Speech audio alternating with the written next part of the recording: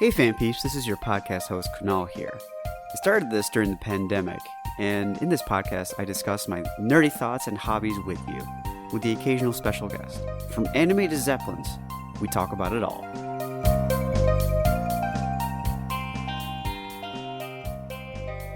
So we're back for a sequel episode. My Kyodai Sean showed up. How you doing, Sean?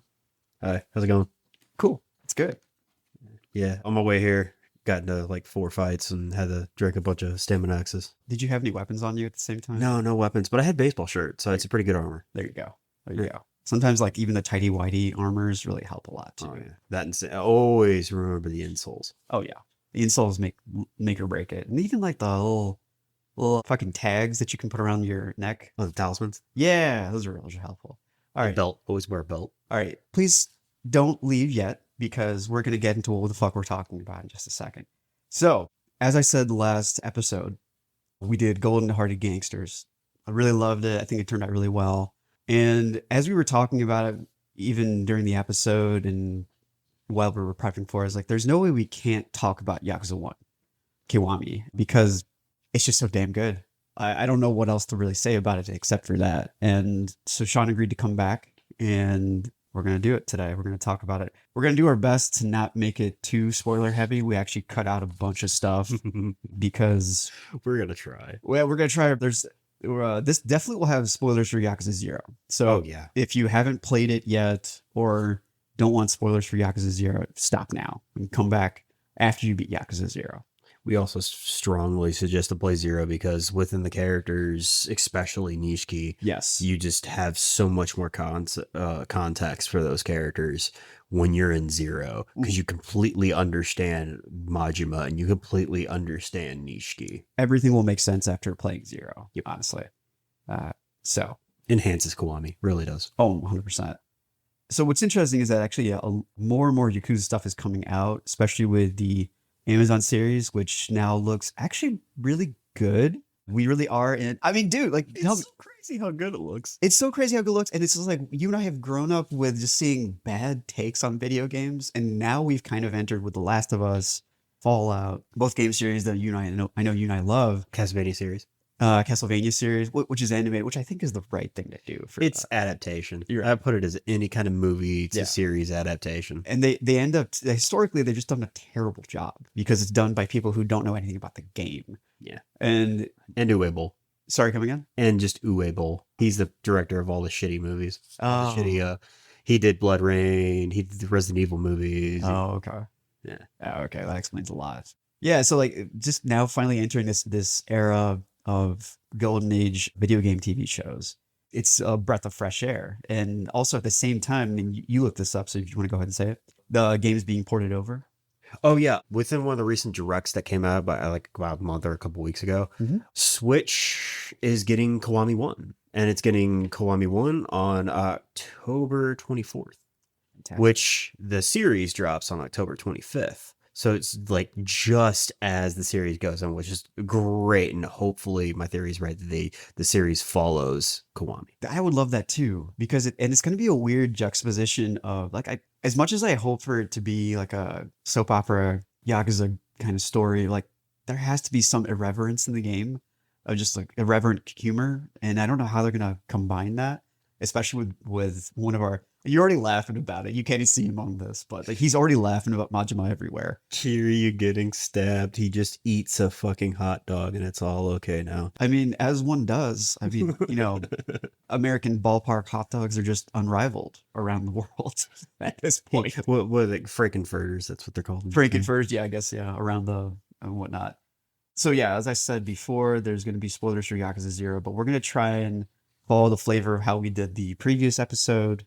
Because this really sets up, if we're going to use the analogy of plants and everything, Yakuza 0 threw in the mulch and dirt and everything for the garden. This throws in the seeds for the rest of the series. The foundation. I'm talking even to the new ones that are coming out now. They're now called Like a Dragon. So... In Japan, it was always called Like a Dragon. Well, yeah. We talked about that. We did, yeah, but in the States, it's like the Yakuza games. And now it's Gaiden. Was it Gaiden? Gaiden or... Like a Dragon Gaiden, the man who erased his name? like all those titles that. Anyhow, this game defines the main character's arc and really builds his legend going forward. Oh, it does. All right, so let's get into it. I'll set the scene and chime in whenever you need to. Dun, dun. So, 1995, I was 3 years old and the bubble economy had burst. So things have calmed down in Japan for quite a bit. I know, right? I like to personalize what's going on here. But for our protagonist, it's really just the beginning. Kiryu's risen the ranks. He's now a well-known debt collector for the Dojima family. He's making good in his promise from the last game and working for them kind of as an apology to the rank of lieutenant advisor. So if you remember, Shibusawa, Kuze, and I think it's Asano, all were lieutenants in the Dojima family. So Kiryu's basically risen to just about that rank. Almost lieutenant. Yeah. Almost lieutenant at this point. So just to give you perspective. And he's being slated to become the patriarch of his own family very, very fucking soon. At this point, his kind of number 2 or number 1 guy, Shinji Tanaka, drives Kirin to a collection that he's having a tough time with. And what's cool is that in Yakuza 0, he's actually in a sub-story, and you could come across him, or you could actually totally miss him. Wait, was he? Yes. So, I missed him. see, that's the thing. I missed him too until I heard about it. I went back, and he's wearing a scarf, and it's Shinji. Oh, that's so cool. Right? And so like, that's what I'm saying. Yakuza 0 lays the dirt and foundation for this game. Yeah. He's so pivotal in this game. He really is. Like, dude is a straight G. I don't want to say too much at this point, but so you see him and he comes back. From the gamer's perspective, Kiryu finally meets Majima in a cutscene, and he actually like does this whole part. Doesn't he meet him at the end of Yakuza 0? No, aren't they together? Actually, you have a good point. They show it and then they cut right there. Yeah, yeah. So you don't really see them interact, but they do meet. So I guess this is their first interaction as the gamer that you see. But there's technically meeting, but not interacting at this point. So they're actually like talking to each other, and they know each other. And they know each other Yeah. either maybe not terribly well, but well enough that they can talk to each other. Yeah. So yeah, he actually like spares a guy's life and takes a beating for the guy because he was like, you don't need to beat Majima, like stop beating that guy up. Don't worry about it. What's up? Also, Kiryu, whenever he talks to people, because it's a closeness in Japan, they do not say san or kun or anything. Because those are like in terms of endearment. Right. Whenever you just say their name, that's like you are close. So he actually says Majima. And he doesn't say Majima-san. He sometimes says Majima-san, Okay. but one of the few times he says Majima, Okay. and that means they're close. Because he does it with Nishiki. That's true. He only says Nishiki. I think Majima calls him Kiryu. And Yumi. He says Yumi. Does Majima call him like these are the honorifics for people? But you're right, when they call them by your name, Chan. that's like it's a whole different kind of. Chan is understanding. younger and more feminine. Gotcha. Kind of like a little sibling. Okay, that makes a lot more sense. Okay, cool. So then beloved. that happens, and then you go meet Nishiki. So at Club Serena, where like you're meeting some friends and you're having like this wholesome flashback and meet up with. Oh man, That scene crushes you every time. it crushes. Like Yeah. whenever you've watched, just play the game. We're not gonna spoil it here. Yeah. Play the game, and then play it again when you beat it. Just that first part. Yeah, You're gonna see all them together, and it's gonna hit. it's gonna like tear you up. I'm not even gonna say it's gonna tear you. It's Yeah. gonna hit. Yeah. So then they have a birthday for Yumi, and so Yumi, Reina, Nishiki, and Kiryu are all there. And they have a birthday. And you actually do the story quest. You actually play in the game. You go around and look for the ring, That's right. and then someone steals your ring, And you have to go you get to it go to the back. pawn store. You have to go to the guy, the pawn shop, and the guy doesn't believe you. He thinks you're just some schmuck. He raises the price whenever you try to come back for the money because Shinji, the best bro, just gives you the money. Yeah. Because even Kiryu, he doesn't even know. He's like, I can't tell you much. Just please, I just need the money now. He's like, I got you, man. He's like, and he doesn't even question He it. doesn't quite. He thinks he's going off to go to a soap land, I Yeah, think. he or thinks he's something. going to a brothel. He thinks he's going to a soap land. He's like, oh wow, okay, maybe I should hit up the town too. Which I think is even just goofy. And it's just very endearing because it shows how much he's willing to go for Yumi Oh yeah. because she is the love of his life. Yes. Was she in Zero? I think she's referenced. I don't think she's in it. Oh, okay. Yeah. Yeah. So that wraps. Then Kiryu does is like, finishes off his work and goes to meet Shintaro, who's now out of jail and back as the captain of the the family and everything. So he shows them the take and he's like, Kiryu, good job and everything. They're talking. All of a sudden he gets a call from Shinji, and it's, even if this scene was not so intense, it's so goofy to see this 90s cell phone that just brick Oh yeah. that comes in and he's holding his Bigger than his head. oh my god. And so It's almost like a prop phone. yeah, it doesn't look real because of, any Just forget it was 95. So yeah, so he goes and he gets a call from Shinji, and Shinji's like, hey, some shit just went down.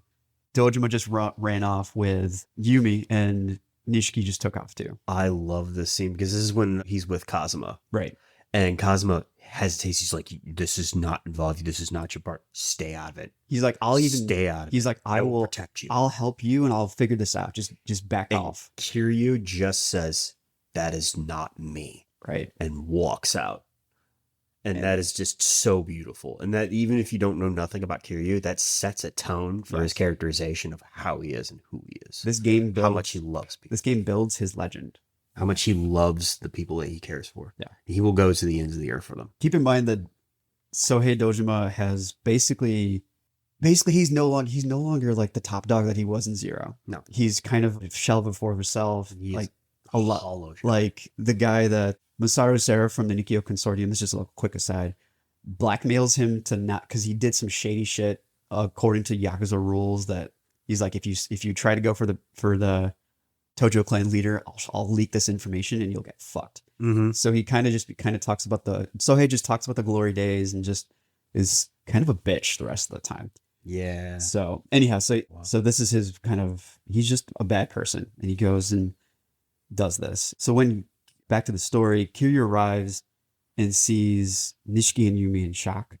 Nishiki's holding a gun. Apparently, Sohei tried to force himself on Yumi, Yep. and Nishiki in self-defense, shot Nishiki shot him. him.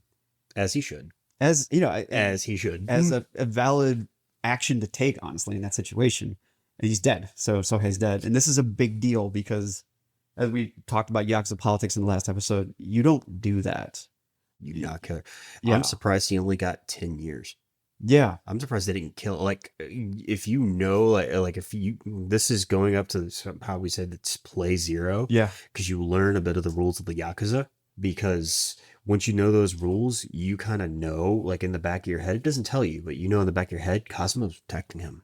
He gave him 10 years, that he protected him. That was the lightest sentence he could ever get. Even like Masaru Serra protects him. So what we're talking about is like what happens is this key point that we haven't said yet. Kiryu says, "Get the hell out of here. Mhm. Give me the gun. I'll take the fall." Doesn't even hesitate. Yeah. Like a brother. Right. And he's like, "What are you talking about? What are you doing?" He's like, "If you are gone, no one's going to be able to protect your sister who's in the hospital." Yep. And there was a couple scenes to where we didn't actually say, there was some couple scenes about him needing to take care of his sister who's sick. Right. And we never actually see her. She's off scene the entire game, but she's mentioned. So he takes the fall, and this changes his trajectory forever. He goes to jail for it, gets a dime, like we just said earlier. Saru Serra excommunicates him from the Tojo clan. Mm-hmm. Shinji meets up with Kiryu, in the jail. Shinji is the only person who visits him. Right. Nishiki does not visit him. Yumi could not. Kazama doesn't meet him either. Can't. Yeah. Kazuma can't because he's chairman. Right. He can't be involved in these lower politics. And apparently Yumi has, well, not apparently, but like she totally has trauma-induced like psychosis from what's going on right now, and has amnesia loss and is missing. So all of this is being told to him like right as he's being thrust into this 10-year sentence. She was missing for 10 years. Yeah. Fast forward to 10 years later. It's 2005. Cell phones are no longer bricks. Right. Anchorman had just come out. So, Kiryu is now paroled and receives a letter from Kazama to come and discuss what has transpired since he's gone. And specifically meet up at a bar called Stardust. At this point, Is that my boys? yeah, you don't talk about? Kazuki and Yuya? Yeah, you love them. Go ahead and I talk. love them. Okay, so he meets up at Stardust, and Yuya, guy in a like maroonish suit, Mhm. walks out, and he thinks Kiryu obviously looks like Yakuza, and so he's like, "No, we're not paying you guys off. We do our own shit. We're the only club here that is on our own payment, on our own payroll. We are not payroll the Yakuza. Fuck off." Right. And you fight them.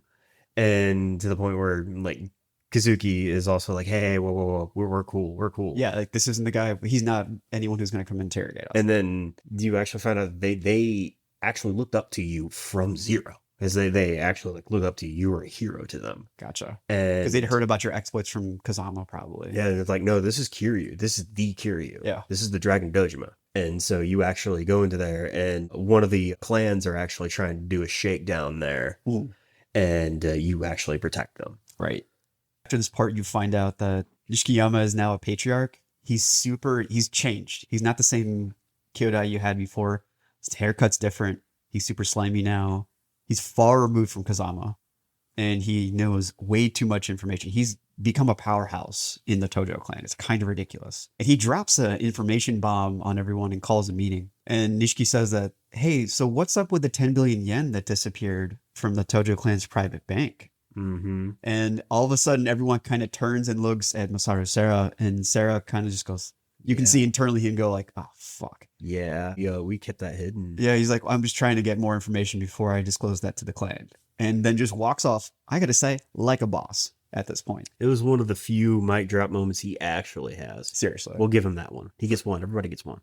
Spider-Man rule. Everybody gets one. Everyone gets one. And it's basically collectively, as the gamer, you kind of put the controller down and go, what the fuck is going on? Okay, let's be honest. It's not Yakuza unless you do that like 5 times. Oh, yeah. Because since most of you guys probably already played Zero now, if not, turn this off and go play Zero. Seriously. You can't do that at this point. You're going to learn not just in Zero, but also in this one. It's shorter, but it's also, the cutscenes are like Metal Gear Solid. Just sit it down, grab some popcorn, grab a snack, grab a drink, watch it, and just try not to have your mind explode. And also, like, they're not as, to be fair, they're not as long as MGS's cutscenes, but they are good, and they fly by, I feel. I don't think MGS cutscenes are what, like an hour and a half? One of the cutscenes in this game is legit 20 minutes. That's not bad. Compared to MGS, they're like an hour in MGS. Compared to Yakuza. What we're saying is that sometimes that can turn people off, but like it's not excruciating. It flies by, honestly. You'll enjoy it, trust me. The thing is that at the beginning of this game, there's a lot of cutscenes. There's a lot of long cutscenes where you're putting on the controller, but I promise you, you will pick up and play that controller. You'll play this game a lot. You'll enjoy the ride. Trust, like, just hang tight. Just enjoy the ride. The majority of Yakuza is the story. Do not ever skip the stories for this. Yeah. Sit there, just listen to it, just try to wrap your head around it, and just go on for the ride. Yeah. And if you haven't realized, we're just going to kind of warn this now since we talked about the intro. And also with before the game starts, there's this very bumping song intro to it's like 1 minute and 30 seconds. And it's a synopsis of what goes on in the story. And it's a lot of action, a lot of blood. This game is dark. Yes. Like Zero had some dark moments, especially with the torture of Majima. This one's darker. It's a lot more serious because in Zero, some of the kookiness, some of the wackiness was in the story. Yes. None of it's in the story in this one. All the kookiness is all in the sub-stories. Right. Sub-stories, any kind of mini games, it's all there. And it's easily attainable, don't get us wrong, but this story, like it says, if you can't set the pace of the series without having a lot of darkness. Yeah, it is very dark. So that is kind of a warning. So if you're somebody that can't really handle that much or just needs to take breaks, take a break. Take breaks. But the breaks will be worth it, trust me. Yeah. So that's the intro. By the way, we cut out a ton of plot stuff that we initially had put together. So I'm going to do the lightest synopsis possible. So right when he's at Stardust, he fights off the rest of the Yakuza people that are there. And then remember Shinji? He shows up and helps out. Yep, Shinji helps out like the bro. Like a bro. He's now the rank. And Shinji's like, hey, Sarah just got killed. You need to sneak into the funeral and find and Shintaro's there. So go and talk to him. It's not even you got to sneak into. It's actually, you're not really allowed. Yeah. There's like, you need to meet me there, though. We need to meet there. Right. And they kind of do that. Yeah. Because they're trying to find the only way they can do it because he wants to know that Cosmo's alive. Right. That he is okay. He wants to actually go speak to Cosmo. Right. He's like, fine, if you want to do it, then I appreciate the correction. Yeah. If you want to do it, then you got to sneak in. You got to be careful. It is something that always reminds me of, and the Venture Brothers did a great job talking about this. You just put on, like in the game, you just put on some sunglasses and you go. And I'm like, facepalm Well, moment. I'm like, dude, get the thing do is something that else. also, but in his defense, you only get spotted if you like walk right up to them. True. If you just like hang in the back, and I'm just gonna say when you play this, stick to the right. Yep. Just at the first beginning, just stick to the right because the turn off is on the right. You're gonna get caught if you don't stick to the right. But you just because you got to meet up with Kazuma and you're not necessarily allowed because you're excommunicated. You pretty much just dress up, look like typical Yakuza. You go up there, you go up to the ramp, Mhm. and they say, "Oh yeah, you gotta sign in. You can't just go in." I just like how it's so goofy that you're like, you have to sign the guest book. I'm like, is this a fucking wedding? Like, what is going on? Well, before that, before even having to sign up for the funeral, because it makes sense because they don't want any extra people there. Before you even do that, you aren't even allowed to where you got to meet Shinji because only personnel are allowed there. So you got to go find a pass. So Right. this whole entire thing is like a side quest. Yeah. It's a goofy side quest, and it just The reminds me. goofiest that Yakuza Kiwami gets. It's like, and they're like I said before, like you don't really have the disguise, and it kind of reminds me of the Venture Brothers, where one of the villains finally says, Put on a mask. you just put on a mask, and you're like, oh my god, like in the bad guy just goes like, oh my god, who am I? And he just puts like his hands on his eyes, like, oh, nobody knows who I am. Nobody knows who I am, and it's It's a just great monarch. it's like literally, you know exactly what I'm talking about. Fucking love. Because he's like, oh, you just put on a mask and wore a different outfit, and you expected me not to know who you are. And he's like, I can see right through you, man. What the fuck? You Get don't over know it. me. You know exactly. I'm so glad you're a Venture Brothers fan. I don't think Oh, I love Venture Bros. I only watched like the first 4 seasons, but I Alright. love Venture Bros. we got to talk about that later. But Yeah. anyhow, so whenever I see that, I'm like, okay, like we know who you are. It's fine. But I do love the little goofy part where my name is. You can have the choice of saying your name, Kazuma Kiryu. You And he's like- immediately fail. But you know, No, wait. you That's can- the actual option to where you have to succeed. If you don't say your name, yeah. they'll be too suspicious. If you wait, no. There's 2 ways to succeed to that. So what I remember is like you say your name, he's like, you mean that bastard that killed Dojima? He's like, No, oh the other no, one. I'm a different Kazuma Kiryu. And he's like, oh okay, cool man, and he just lets you go through. It's like- Like if you actually choose the other option, you can just be completely silent. It's, What clan are you from? Oh, I was former Dojima. If you actually say that, that's the right one. Oh, is it really? Yeah. Okay, cool. I did the goofy one, so I don't remember. And then more side quests happen. Okay, you take the clip for this part then. You remember this better. Yeah. Because you go in there and you finally are able to go in, but you can't go any further because you don't have a pass. But you talk to somebody that has a pass, Yeah. and so you get it, and you can actually finally walk to the back. So yeah, after all that shenanigans, you finally get there. You go up, you meet Kazuma, and he's about to tell you a bunch of stuff, right? But unfortunately, right as soon as he's talking to you, somebody snipes him right in the shoulder. And they don't show who the shooter is. A bunch of people, including Shimano, jumps in and immediately like points the finger at you, even though there's a fucking window that got shattered. It is you. Yeah. Yeah, they blame you.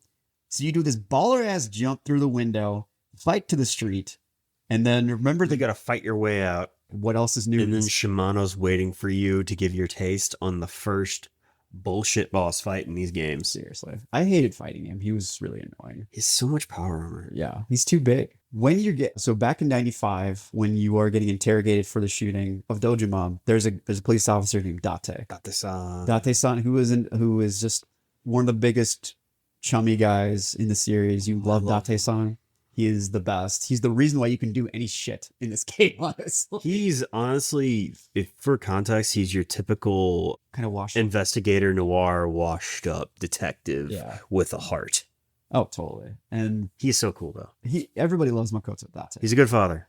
He- Despite other things, he's kind of a decent father. We'll Yeah. get there. So then he calls bullshit on the whole like story that Kiryu Yeah, says he in the does. beginning. And then even after the Curious sucks at lying. right, and after the 10 years, well, after you beat the Shimano as a boss and you're running, Date pulls up and is like, "Get the fuck in the car." So you get in the fuck in the car, and then you go, and then you find out more information, which he tells you that there's a growing war between Kazuma, Nishikiyama, and Shimano, who, by the way, is Majimo's boss. I don't think we covered that yet. For money, Shimano is? yeah. At this point, he's still Oh yeah, he is. like Yeah. Shimano, like captain Yeah. at this point. So he rose to the rank of captain at this point. He still has a family though. He does have the Majima family. Like it's kind of a small family that because it's kind of like houses in like old medieval England and all that. Where there's the major houses, there's the major patriarchs and the families, but there's smaller families within those families. So like Dojima was part of the Tojo, right? And so Majima is part of the just like Cosmo's part of the Dojima family and everything. Yeah. So there's fighting family with the Tojo clan and 2 other separate factions, which are the Snake Flower Chinese Triads and a group called the MIA, which is the Intel Commando group that is somehow connected to the cabinet. So this has got complicated, but go ahead. It's also, he tells you about Nishiki's, it's not necessarily Nishiki that they know of, but Nishiki, they tell you at the side that he's creating the Omi Alliance. Yes, but he's partnering up with them. Yeah, he's this is the beginning of the Omi Alliance. Right, yeah. So that's also another play. You mean the alliance with the Omi Alliance? Yeah. Okay, cool. Yeah. And he tells you to like, he's like, okay, you need to find Yumi because she's connected to the money. Yep. So while you're looking for... I think she took the money. So they're out to get her. And so he's like, go find Yumi, you'll find the money, everything will be fine. And that's where you meet back at the, not Stardust. What was the Serena? Club you meet at Club Serena and you finally meet up with Reina again. Yeah. And she says that, is it okay if I took over? Yeah. She says that Yumi's not here. She doesn't work. She doesn't work here. She has no idea where she is, but she has been connected to some bars and she has a lead to Bacchus, to one of the other bars. And so she leads you. And that's where pretty much the major story kind of starts. Pretty much. Because whenever you go to Bacchus and whenever you're there, the shift changes. You are a room littered with dead bodies. Yes. And there's a lot of blood. You take a step, and as Kiryu takes a couple steps, he hears a noise. He hears a small, soft whimper, and pans to the other corner of the bar, and there's a little girl holding a gun. Right. And this pretty much sets up the major story. That little girl's name is Haruka. She's just barely holding onto this gun. Kiryu disarms the gun and like talks to her, is like, who are you? What's going on? This becomes kind of his heart, really, for the rest of time. Yeah, really. As of right now, you can tell that Haruka is going to be a major plot point of the story, right? But she is just a major point to Kiryu. She is pretty much in this story Kiryu's voice of reason. Yeah, because it like holds him to like. Because especially with him being in this life, being in the Yakuza life, we all know he's cold-hearted. Right. But him being in this life and him serving 10 years in prison, he's a bit cold. Yeah. And he actually does brush people off, tell people fuck off. Yeah. He is very, very cold-hearted in this game. He's very brutal, very hard. And I mean, understandably, he just got out of, he's frustrated for being 10 years in prison. Oh, yeah. That's part of it. And he's also in the Yakuza life. But he's also still have that good nature. And Haruka helps show it. Because it gives him a reason to take care of somebody. It gives him a reason to show that gold-hearted side. Mm-hmm. Once again, it's just very healing for him. And so she calls you Oji-san, which means uncle, because you know her. I know, right? Yeah, she knows Yumi, and she's like, "Oh yeah, that's my mom's sister." And so like then he's like, "Oh okay," and specifically she's like, "Oh yeah, she gave me this pendant. That I think is the key to finding the money." And so that's kind of how that goes from there. So the pendant. Yeah, we're not going to talk about the pendant, but it's a major story. Spoiler, but it's that pendant. Once you find out, you know. So this is where we'll kind of leave you. Everyone is after her and her aunt, and it's a damn good thing the Dragon of Dojima is around here to protect them, because this is where shit gets crazy. If you haven't realized already. Oh, this is just the beginning of it. So now we're going to talk about what we like about the game. And intro. Yeah, you love the intro. Take over. I love that intro. Okay, so for starters, the intro of the song name is Turning Point. That's right. And it is like a jungle trance because most of the music in it is EDM jungle trance. And it has like dips of the story of the cut scenes of the game, but it's like synchronized so perfectly and it sets the tone so well, and it hypes you and it prepares you and sets you up for what's going to happen in this series. And it is in my mind, one of the best intros ever made. While the game is going on, you see flashbacks of the systematic chipping away of Nishiki's spirit and humanity and whatnot. So when this game was first made, they didn't really show that. Like, because Kiwami is actually honestly a blessing for a lot of the gamers because they give a lot more time to Majima's character and Nishiki. Majima was only in 3 scenes, and Nishiki was so Dimensional. dimensional, it was a detriment to his character. Yeah. And like, and also by contrast, just by sheer time, the graphics were horrendous. Like, Oh, God, yeah. yeah. It's 2005. It's We 2000. also don't talk about the whole Mark Hamill loading. Yeah, we don't. By the way, you already know this, but we'll play it in sub. Yeah. I mean, Kiwami, you can only play it in sub, so play I it in think sub. I think you only can, and yeah, it just didn't work. Yeah. So you see this systematic chipping away of Nishiki's like persona, like he's not made for this life. And there's this really big point that I'll speak lightly on because when Kiryu is taken off to prison, Kashiwagi tells him, you know, he can come back if you become a patriarch. There's also that one person under him that said it should have been Kiryu, Right. not you. You're not worth it. You're pathetic. He said it directly. Everyone else has been passive aggressive about it Mm-hmm. and has just been, and you can just see like every time someone says that, it's a gut punch. Poor Nishiki. Yeah. Like it like the reason why we love Nishiki so much because he connects so well as just a human, because his major drive is literal just self-loathing turned to jealousy. It's jealousy for what Kiryu has and what for people regard him for his position. And it's just he wish he could do that, but he believes he's not good enough. And there's this trip that often shows up again and again in the series. If so, you have sworn brothers, one of them goes down and one of them gets into a spot. Whoever makes it to the top will bring the other one up with them. Mm-hmm. And that's exactly what happens here. It happens to, and so that's why he has this strong drive and like just running himself ragged to try and get this going. He's a really sensitive and intelligent person. He understood the Yakuza game and etiquette. He knew how to curry favor, rise the ranks, but he wasn't very rough and tumble. He could fight. He could like, you know, there's a great scene in Zero where you and him team up and you actually can do like double attacks where you can like, if you hit. He's also just, like we said, he's not fit for this life. Yeah. He fights that nature even 10 years after Kiryu's been in there because he's even afraid to take the shots. Because whenever they go back to the flashback with what was his name? I keep forgetting him. Guy you fight in the funeral. The patriarch. There's a scene with them that I'm just going to say lightly and just not to spoil too much. Go for it. But he pretty much coats him to say, hey, either man up or get the fuck out. You gotta have, this is your life now. You are a member. You are a family. I think I remember that scene because he also tells him, he's like, you know, Cosmo is really just trying to get Kiryu ready to come back and take this family. Yeah. And he fucking just Because he can't control his people either. Because that one guy spoke ahead of him and just did whatever he wanted, went into a completely different area that's not his territory and Right. started making money.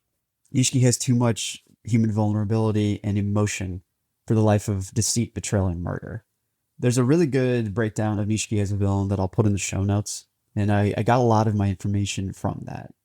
And eventually, after trying to rise the ranks and trying to really like just become a Yakuza, the frustration of life just breaks him. Self-worth, man. And just, you know, everyone crushes his spirit so much that there's a scene where he commits a murder. And it's the guy that was fucking him over. And as he does that, it's very visceral because like he gets blood in his hands, literally, and just kind of like slicks his hair back, and that becomes his hairstyle for the rest of the game. Mm-hmm.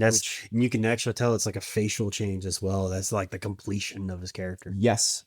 In the worst way possible. This is on top of consistently being reminded that he should have gone to jail instead of Kiryu, and Kiryu would have been better at his job. And then the resentment really just starts to hike up. And the real straw that broke his back before this was finding out that his sister died in the hospital. And so, that's what takes it. yeah, like, That's what causes him to do exploit deleted. yeah. And think about this, like everyone who has loved him or was close to him is pretty much dead or gone or distant, because Cosmo's distant, Kashiwagi is distant.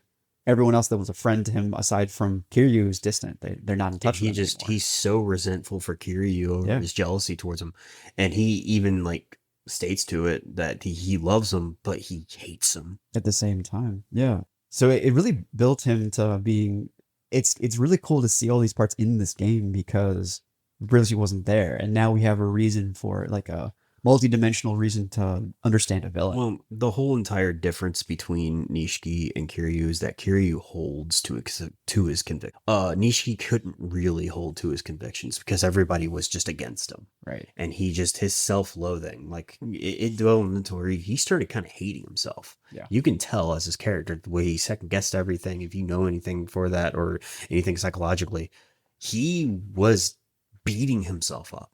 And he was just self-loathing. That's just says, I just want to put a keyword to that. Just take care of yourself. And we, yeah, man, get help, do whatever you need to. And you are worthy. Just make sure that you have some self-worth in yourself. Believe in yourself. You are okay. Don't become Nishiki. Yeah. Don't become, yes. Like we even saw this, and you brought it up in the last episode when we were talking in Zero. Nishiki, and we can say this now because we're talking about Yakuza 1. But the whole scene where he drives him out to the forest and is shuddering the thought of like having to kill his brother because he knows that they'll torture him in Zero. Yeah. Oh yeah, our favorite scene. Yeah. That's right. It's a beautiful cinematography like portion where you just see him like, I don't want you to be like he's holding tortured. the gun and shaking. And he's like literally trembling. And Kiryu turns around and he's like, if you're gonna do it, go ahead. Like honestly, use my head to make yourself to rise to the top. And I believe in you. Yeah. And like he just backs off because he's like, I can't do this. He couldn't hold to his convictions. Yeah. Which honestly, to be fair, totally fine.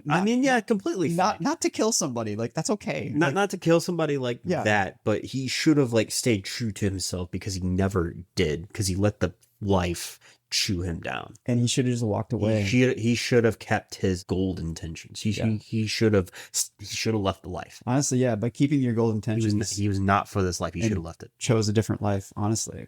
It's also a failure about the people that raised him, honestly. They kind of just, didn't know how to raise a human being. Yeah. It sounds like. And also for the difference between them is that, especially for that, is that Nishiki should have left the life because he wasn't for it. Kiryu is the same way, but he's strong enough in his conviction, strong enough in himself and for others to not let it dwell him down to where he can be in this life and be a source of good. You took the words right out of my mouth. Because believe me, especially once you, hopefully you're hooked and you get into the later games, you realize that Kiryu is very, very detrimental to the Yakuza life. He really needs to be part of this life for better, because he actually helps the people who are scumbags. Do you mean instrumental? Yeah, instrumental. Did I say detrimental? You did, yeah. I said instrumental. It's okay. I meant that. Sorry.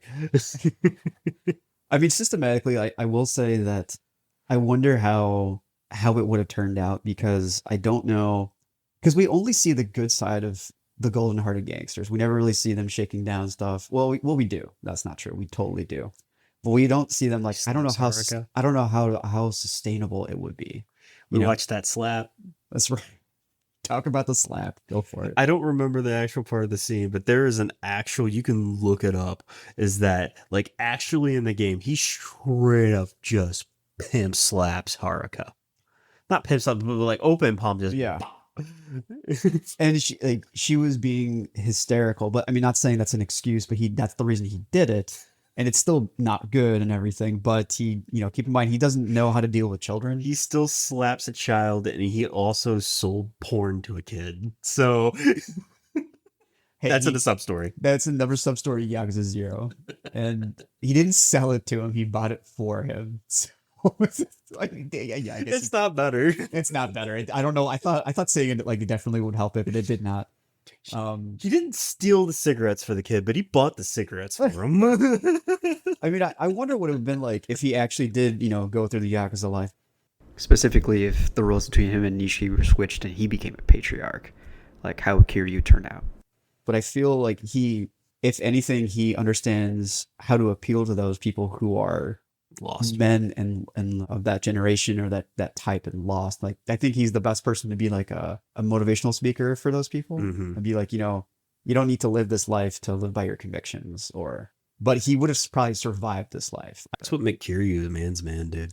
Because he is your typical, stoic strong man. He's always near the protector. He's the guardian protector, but he also has moments of vulnerability. Yeah. He breaks down. He cries in front of people. He shows his true emotions. That's why how I said in the first podcast that Yeah. he's just a force. He's a pure force, including emotions, and you see it in these games. And when it hits, it's like a roller coaster that fucks you up. It Like does. when When he cries, you know shit gets real. I mean, like there's a part at the end of this game where he just falls on his knees. I won't spoil it. Mm. He falls on his knees and just is weeping because, I mean, a lot of shit just happened.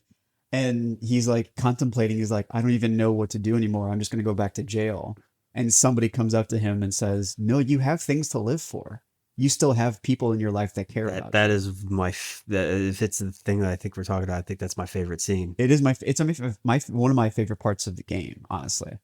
And Haruka. Mhm. so something I do want to say about Kiryu Nishiki is that as like very brother-like as it is to take care of Nishiki and, you know, take the fall for it, he takes any autonomy Nishiki could have for the situation. And even not that it would have been perfect, but Kazuma's like, I can probably, you know, finagle something for him to be okay. Mm-hmm. We could have potentially made it work. We never saw that avenue kind of go down. And honestly, by taking autonomy away, Nishiki probably added to the frustration of him when he turned evil. So He also, to the point where he also kind of realizes is that the roles were switched. If he actually did go to jail, he would have been killed probably, because he didn't have the protection that Kiryu had because of Kazuma. yeah, maybe. Because of the closeness, I'll say that.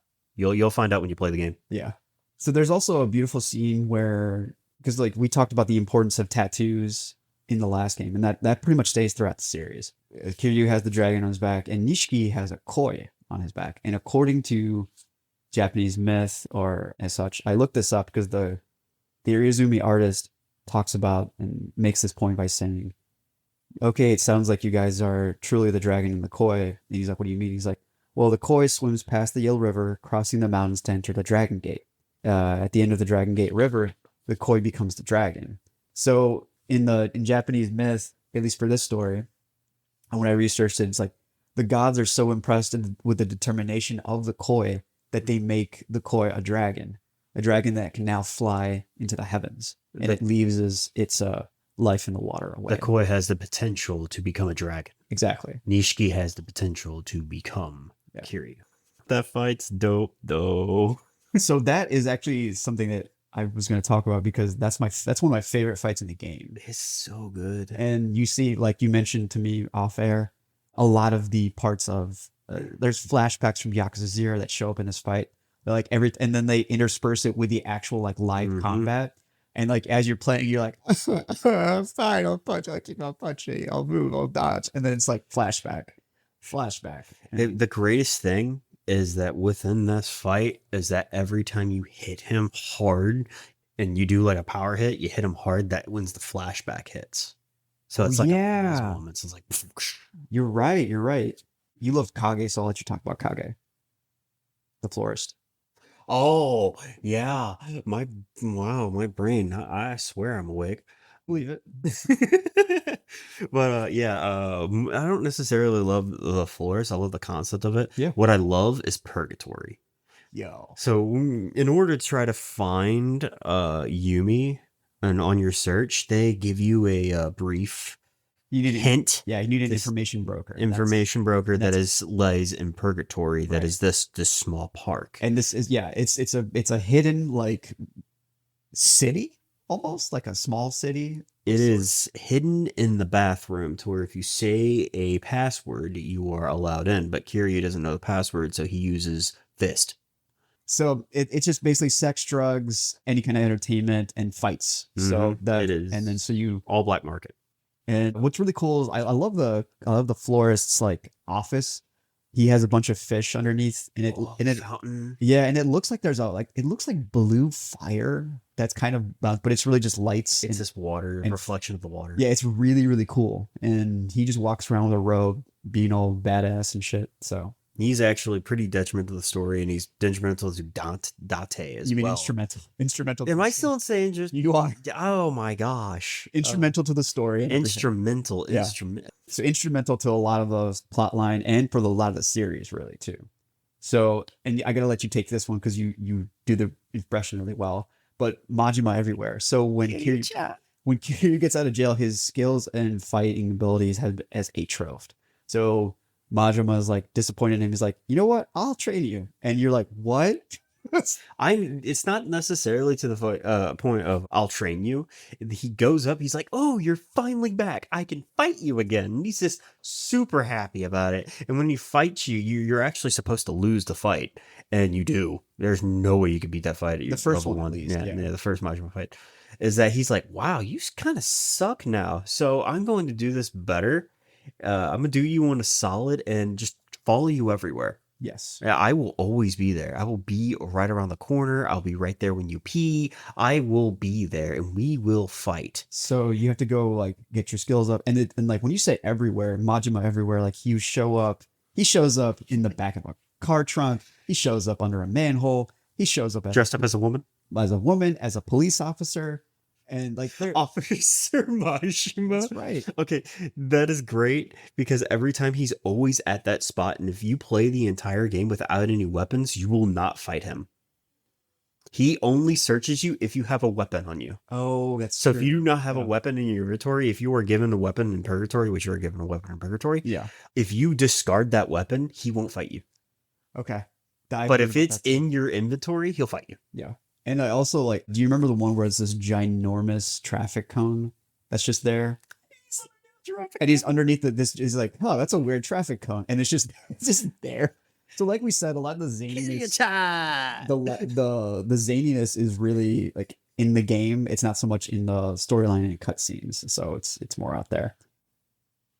And yeah, that's one of the best parts of the game. And so also you get to meet, in conjunction with that, you get to meet Komaki, who actually trained. Remember, he trained Majima in Zero. Is he the guy that trains you? Yes. Okay. So Komaki is the one that you go to and you learn how to like. Eventually, this attack called the Tiger Drop because it's like the He's famous. also in purgatory. And he's an old man. He trains you. And one of the last missions for training you, there's a guy wearing a Hanyo mask that looks really fucking familiar. And that's all I'll say about that. Hell yeah. And it's just it's a cool thing if you know what the fuck is going on. So Also, for that, before we move on to another segment, Yeah. you get in styles, of course. One of the best styles in the game kind of sucks at the first part of the game is called Dragon Style. yeah. And it is because you have been in prison just being a good boy for 10 years.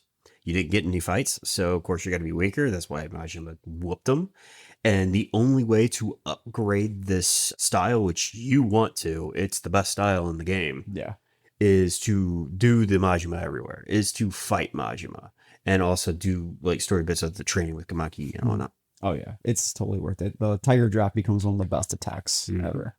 Yeah, I like speaking of that, I actually do like how they show you coming out of they show him coming out of jail, and like even in a couple cutscenes he's not as fast anymore. Mm-mm. He's not as strong. He hasn't gotten his full strength back yet. So I like He's- that kind of realism that they put in the cutscene. I like that. That's a great way how to downgrade a character, Yeah. unlike Metroid.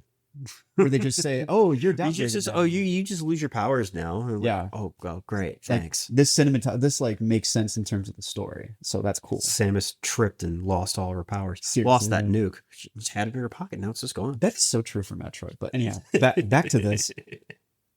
There's a really cool scene of a bunch of like douchebag teenagers trying to beat up a small dog for some weird reason, and they throw a rock, and it's just a cool scene of Kiryu grabbing the rock midair, and then it's just like a fucking shonen protagonist grabbing the rock, and then He grabs it and he throws it back. yes, he does. He throws it back, and then those kids are like, "Oh, you ain't so tough." He's like, "Okay, fine, come on, kids, let's like knuckle crack," and then of course you win because they're a bunch of punks, and that's I love that part too. Anytime you use the Tiger Drop, which is this like ultimate counter, you just like crouch down and punch them right in the gut. It's really fucking great. Also, And- wait, before anything, when Yeah, you go play this game, it's the boss. I think we already said this for the boss fights, but it will teach you how to do this. But remember it.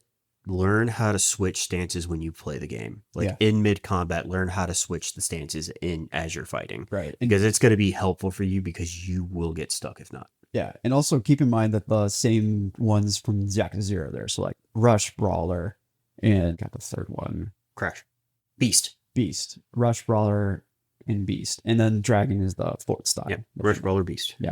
And also make sure you have these things called stamina X's. Yes. They are your health potions. They are very useful. Do not. Get the You double X. can buy like food and stuff, but I would rather, if you're going to buy food, buy the sushi set. Yeah. Because that gives you a very large amount of health. You talking about the bento boxes? Yeah. Okay, cool. Yeah. Get the double X stamina. And I forgot to say this part when we were talking about Majima, but there's a part in this is just fun. Like he drives a couple truck. Keep in mind this guy has one eye. Like he drives Is this where he drives a truck to the building? like multiple ones. Like to try and to get you to fight him. Yeah. Oh, he does kidnap a child to get him. He does whatever he can to fight Kiryu. It doesn't make any sense. But also, he's not just crazy. He also does have a sense of code and honor that you've learned from Zero. So he's still that person. He's a little crazier than what he used to be. Yeah, he saw some shit, but he's also still holds that honor because there's one part of the scene, I'm not gonna say much of it, Yeah. but he has a woman hostage, but because of her actual undying loyalty to the people she loves, he's actually kind of like moved and he lets her go. Yeah. Because of it. He's like, you're not done here. I'm not going to let you die for those convictions. You hold to them. And he just lets her go. There's a respect factor with Majima. And that's why we all love Majima. Yeah. I mean, hell, that's why he, oh my gosh, we haven't talked. He's also a great bartender. We have. He is the Lord of the Night. We haven't talked about his part of seeing Makoto and everything. Remember, this happens in this game. Oh, yeah. The fuck. Okay, so there is some. We'll say this. There's some. So they gave Majima like a bit of a storyline in Yakuza 1, Mm-hmm. Kiwami, and it basically puts a bow on Makoto Makimura's character and him. She's regained her sight. She has a family. Mm-hmm. She's about to leave, so this is like his last chance to say something to her, and let's just say it's very sweet at the end. Yeah, that's all I really want to say for that. Yeah. Let's not spoil that. Yeah, it's a really beautiful scene, and what's really cool is that because Majima became such a beloved character, they gave him story. Like, Oh, yeah. like I think it's only his heart. it's only a couple hours, but it's really worth it. Like in terms of his gameplay or something. Like for someone that's so crazy, you find out that he has a lot of heart. Yeah, he's another interesting guy. He is. He's also in love with Kiryu. I don't care what anybody says. I will die on this hill. He's wants in love to smash. with Kiryu. He wants to smash. I don't think he wants to smash. Okay, I don't think maybe a gentle reach around, maybe. But he definitely wants the caressing. Yeah. And he definitely wants the fight because like it's maybe he does want to smash because there are sometimes when he fights, it's kind of an innuendo. Dude, it has a fucking 6-pack and he's in his 50s. So did Kiryu. But he's 40 in this one. He's 40. In this one, he's in his 40s. Yeah, sorry. He's 40. But he like, dude has a 6-pack and he is, yeah. He loves Kiryu. Yeah. it's a thing. I will say there's one thing I want to say. This game also always reminds me of that idea of like you go off to school or you go off to get a job and something, you're away from your home for an extended amount of time. You come back and expecting the pieces of your life to kind of still be there. Mm-hmm. Whereas this game kind of shows you like the pieces might still be there, but they're radically different. Some have disappeared, some don't fit together. Life moves. And life really just moves on. In this case, it's him going to prison, but it's kind of a weird feeling that it's a really cool kind of feeling to make you experience. Yeah, it's very very instrumental to one of the characters. I did it this time. I saved it. I'm impressed. Saved it for the end of the episode. There you go. But it's very instrumental for that for a couple of the characters. Yeah. Because you actually see that, especially with one of them. I'm not going to say who. You'll find out when you play the game. That's right. Do you have anything else you want to say? Do I? We talked about the stuff. We talked about the story. We talked about Majima. Also, I talked about the sub stories a little bit. The sub stories in this game is a little subpar because the building foundations of the series. So most of all, I am not saying literally all of the sub stories is the same thing. Like they all have different stories and different people make up kooky things. Right. But it's talk to this person, they go away, you meet them up in another area, you fight a bunch of people, story over. And that is it.